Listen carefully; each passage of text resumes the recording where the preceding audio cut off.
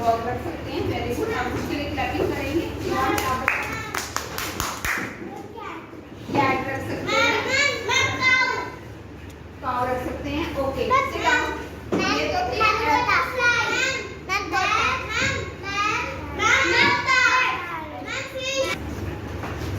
तो अभी आप मुझे बताएंगे कि हम घर पे एनिमल्स के अलावा हम कुछ बर्ड्स को भी रख सकते हैं ना? हाँ कि ना?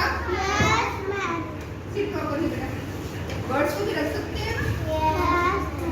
तो अभी हैंड रेज करो जिनको कुछ ऐसे बर्ड्स के नाम पता है जो हम घर पे रख सकते हैं। यशिका? पैरेट। पैरेट को हिंदी में क्या बोलते हैं? तोता। ओके, यस, बताओ। पिजन। Very good. कबूतर रख सकते हैं हम घर में। हाँ जी, पैरेट हो गया। और बताओ, पैरेट और पिजन दोनों हो गए। और बताओ। Peacock. Okay, sparrow. Very good. बुलबुल। ओके, ठीक है। अभी हम लोग घर पे पैरेट रख सकते हैं, पिजन रख सकते हैं, स्पैरो रख सकते हैं, ठीक है। तो अब इतने सारे जो बर्ड्स हैं, इनमें से एक बर्ड, ये वाला बटन दबाओ। अच्छी सी कहानी हो गए।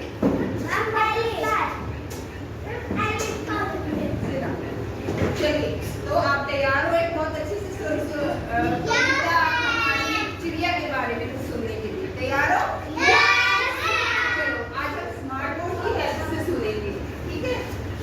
तो आप सब बोलेंगे मेरे साथ साथ, जैसे ही स्मार्ट बोर्ड चलेगा वैसे हम साथ साथ बोलेंगे।